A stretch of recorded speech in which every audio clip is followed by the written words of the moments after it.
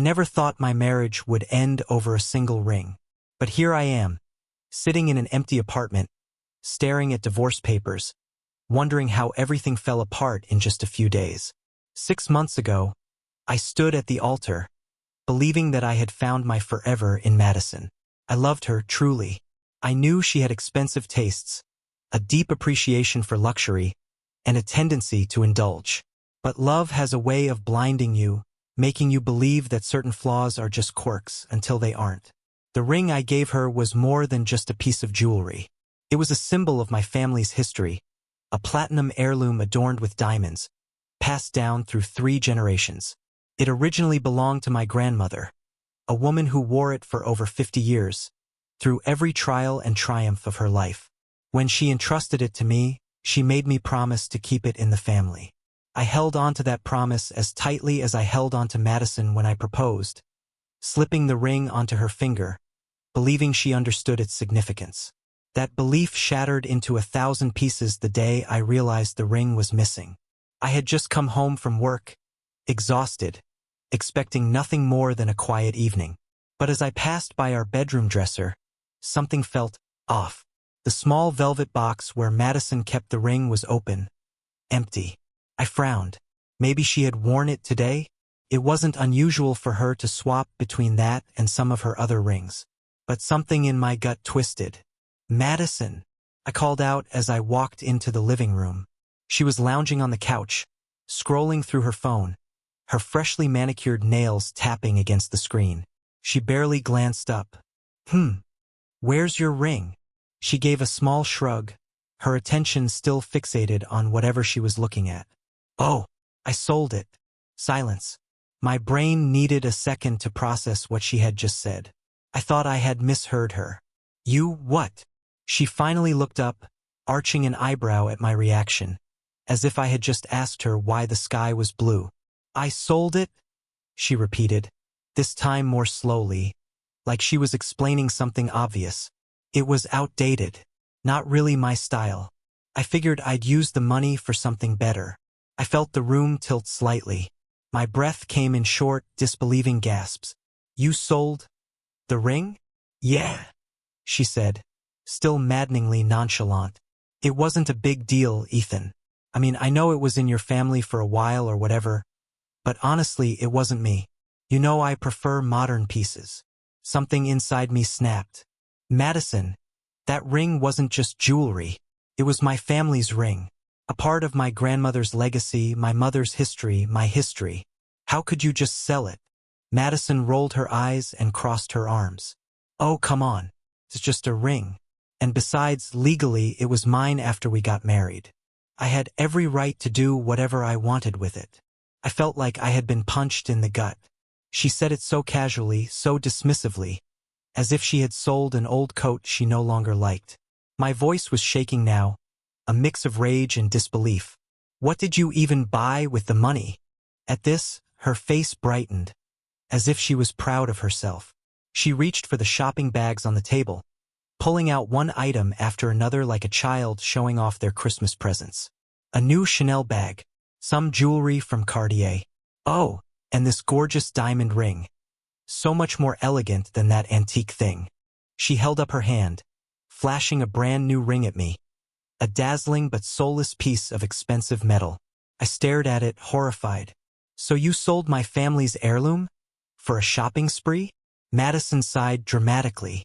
God, Ethan, you're making such a big deal out of this. It was old. This is better. I could feel my hands trembling at my sides. Every word she spoke felt like a slap across my face. I had trusted her. I had given her something that meant the world to me, believing she would cherish it, and she had sold it like it was nothing. You need to return everything, I said, my voice dangerously low. Now, and you need to buy back the ring. Madison scoffed. Yeah, that's not happening. I already spent the money, and even if I hadn't, I'm not wasting it on some ugly old ring. I took a deep breath, my fists clenched so tightly my nails dug into my palms. Then tell me who you sold it to. She shrugged again, her indifference slicing through me like a knife. It was a jewelry store downtown. But if you want it back so badly, You'll have to buy it back yourself. The casual cruelty in her voice was the last straw. I didn't say another word. I turned around, grabbed my coat, and walked out the door. She didn't try to stop me. She didn't even look up as I left. I drove aimlessly through the city, my knuckles white against the steering wheel, my heart pounding with a mixture of rage, disbelief, and heartbreak. The city lights blurred together as I tried to process what had just happened. How could she? How could someone be so utterly indifferent to something so deeply meaningful? The weight of it all was crushing. I had trusted Madison with my heart, my family's legacy, my future, and in return, she had sold it off for a handful of luxury trinkets that held no real value beyond a brand name. Before we continue with the story, I want to connect with you, my incredible audience. Where are you watching from? Drop the flag of your country in the comments below. I'd love to see how far this story has traveled. Now, back to what happened next. I pulled over into an empty parking lot, my hands still shaking. I needed answers. I needed that ring back. Taking a deep breath, I grabbed my phone and scrolled through my recent messages. Madison hadn't even bothered to text me after I stormed out. Of course, she hadn't. She was probably admiring her new purchases, completely unbothered by the damage she had done. Clenching my jaw, I searched my call log and dialed her number. It rang once, twice, then straight to voicemail. I exhaled sharply. Fine. If she wouldn't pick up, I'd find another way. I scrolled through my texts with her, going back to our earlier conversation when she'd mentioned where she had sold the ring. A jewelry store downtown. That was all I had to go on. But it was enough. I put my car in gear and headed straight there. The shop was small but elegant, nestled between high-end boutiques. Through the glass window, I could see a carefully curated display of engagement rings, watches, and diamond necklaces glimmering under soft lighting. The place oozed exclusivity, the kind of store that catered to clients who valued wealth over sentiment. I stepped inside, the bell above the door chiming softly. Behind the counter stood a tall, sharp-eyed man in his late 40s, his suit crisp, his demeanor all business. His name tag read Henderson. He glanced up as I approached. "Good evening. How can I help you?" I swallowed down my frustration and forced my voice to remain steady. "I'm looking for a ring. It was sold to you recently. Platinum band, diamond-studded, family heirloom." His expression remained unreadable. "We deal with a lot of rings. Do you have a more specific time frame?" "Within the past few days. A woman named Madison sold it to you." Recognition flickered in his eyes. He exhaled, shaking his head slightly. "Ah, yes, I remember.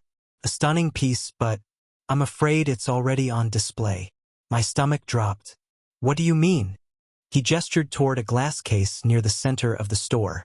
I followed his gaze, and there it was. My grandmother's ring, sitting on a velvet cushion, under a spotlight as if it were just another meaningless item for sale.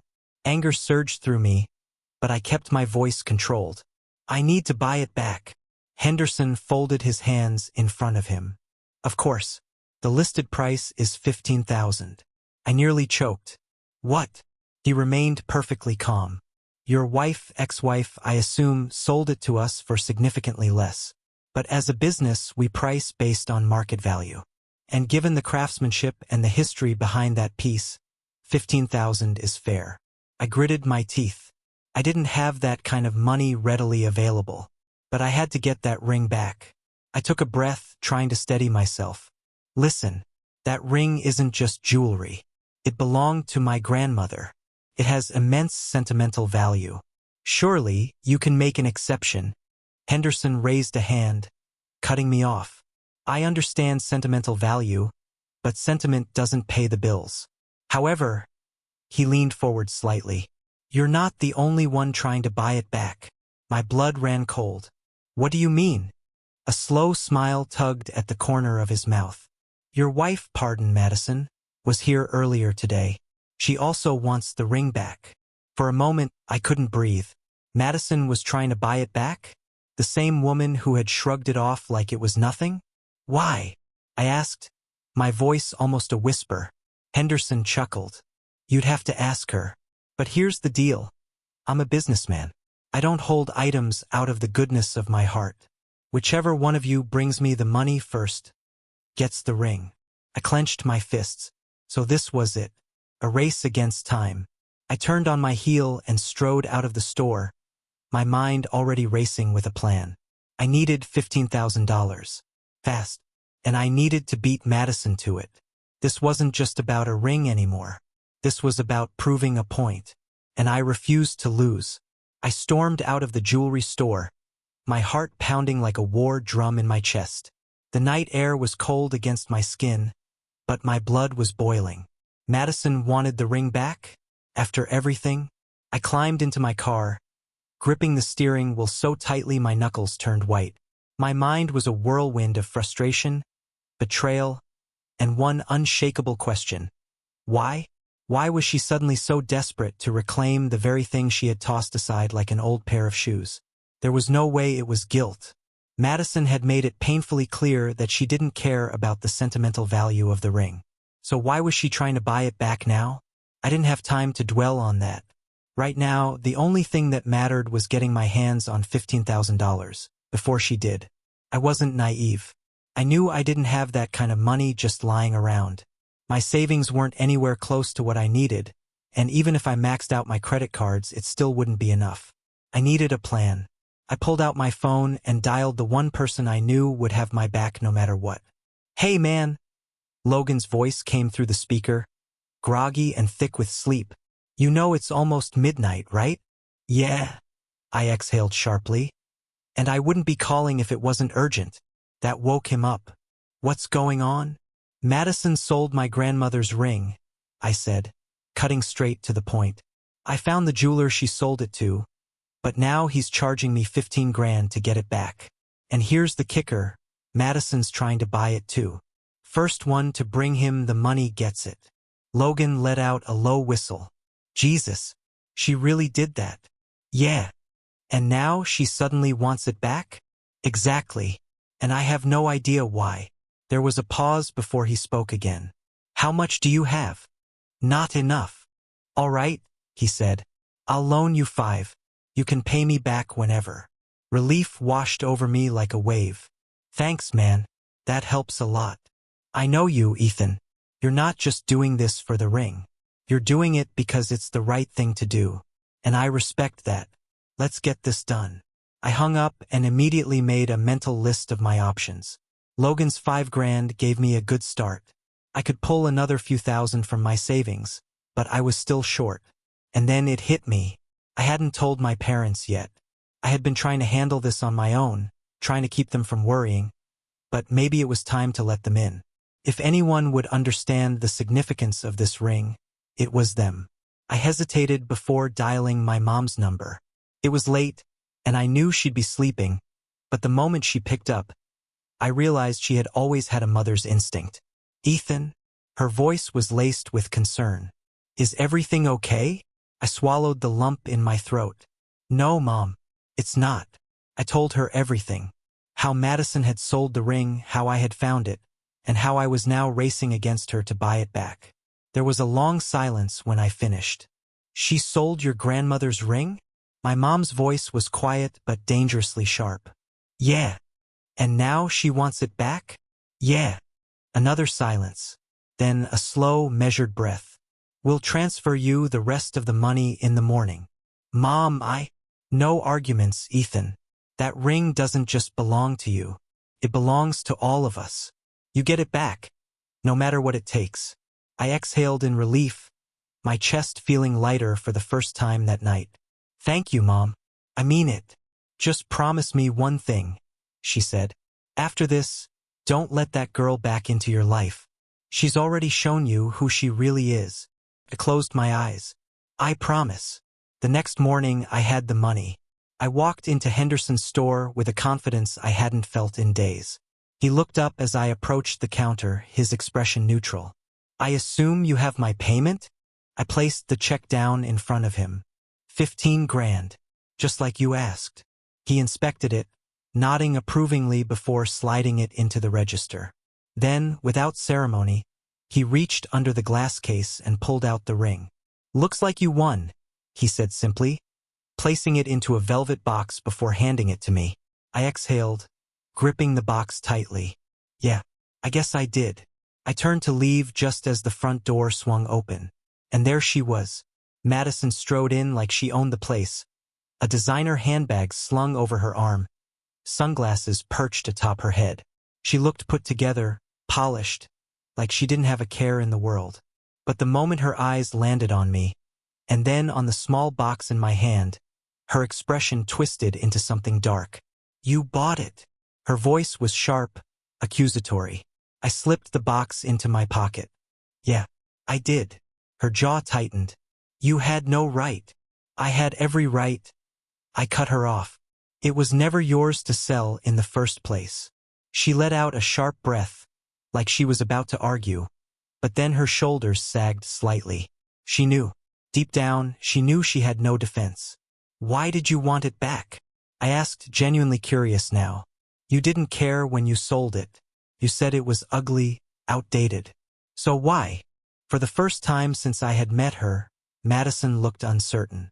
She opened her mouth, hesitated, then closed it again. Finally, she exhaled. Because I realized I made a mistake. I studied her face. There was something there, something like regret, but it was too little, too late. Yeah, I said quietly. You did. I turned and walked out the door. This time, she didn't try to stop me. I stepped out of the jewelry store into the crisp morning air, the weight of the ring in my pocket grounding me. The moment I had been fighting for was finally here. I had won. But somehow, it didn't feel as triumphant as I had expected. Maybe because this wasn't just about reclaiming a family heirloom. This was about the end of something I had once believed in. I climbed into my car, gripping the steering wheel as I exhaled. I could still see Madison through the glass storefront, standing there, unmoving. Maybe she really did regret what she had done. Maybe, in some twisted way, she thought she could undo the damage. But regret without change meant nothing.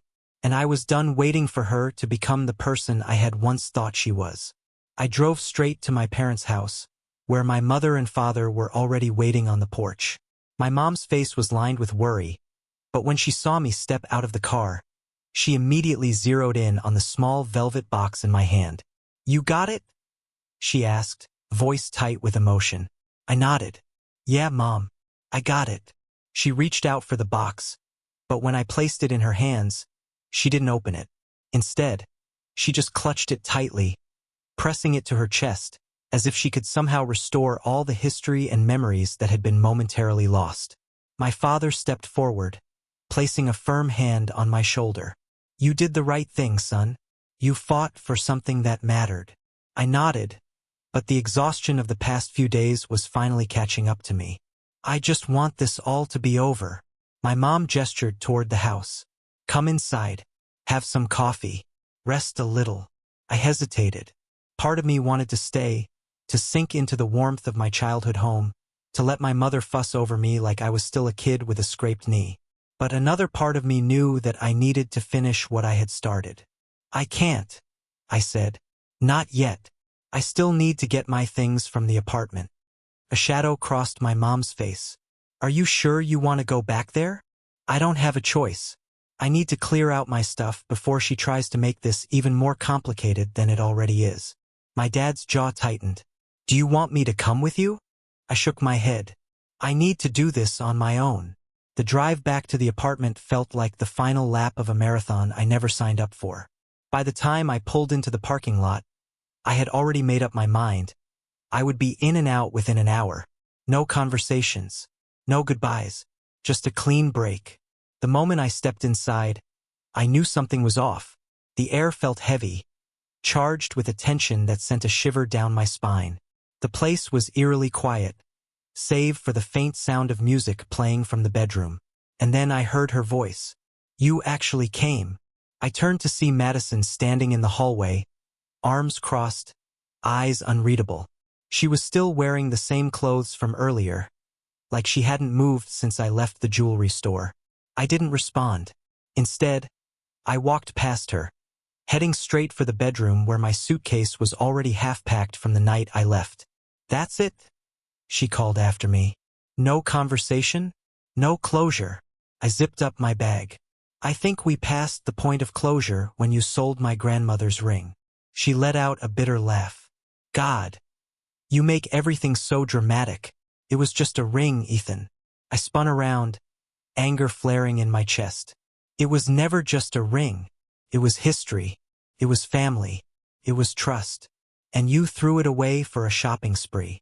She stepped closer, her voice softer now. I told you. I made a mistake. I shook my head. No, Madison.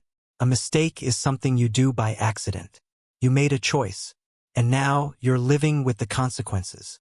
For a split second, I saw something flicker in her eyes. Something that almost looked like fear. Not of me, but of what she had done. Of what she had lost. I didn't think you'd actually leave, she admitted quietly. I thought you'd get mad, sure. But not this. Not divorce. I exhaled slowly. Then you never really knew me at all. She swallowed hard, but I didn't give her a chance to say anything else. I grabbed my bag and walked past her, heading straight for the door. But just as my hand touched the doorknob, her voice stopped me one last time. Ethan, I didn't turn around. Do you think we could have fixed this? I let the silence stretch between us before answering. I think you would have tried to fix it, I said finally. But only after you realized I was serious about leaving. And by then, it was already too late. Then, without another word, I walked out the door. And this time I didn't look back. At its core, this story isn't just about a ring. It's about trust, respect, and the choices that define our relationships. Ethan's journey teaches us a powerful lesson. Love without respect is meaningless. And once trust is broken, no amount of money can buy it back. The wedding ring wasn't just a piece of jewelry. It was a symbol of loyalty, family, and legacy. But Madison's actions proved that she valued material things over the bond she had with her husband. And in the end, Ethan made the right choice, choosing his self-worth over a relationship that no longer deserved him. Now, I want to hear from you. Did you enjoy the story? If you did, comment 2 below. If you didn't, comment 7. I want to know your honest thoughts. And while you're here, don't forget to hit that like button to support these stories and subscribe to Mr.HeartVibes for more gripping content like this. Every like, every comment, and every subscription helps us bring more engaging stories your way. Let's keep the conversation going.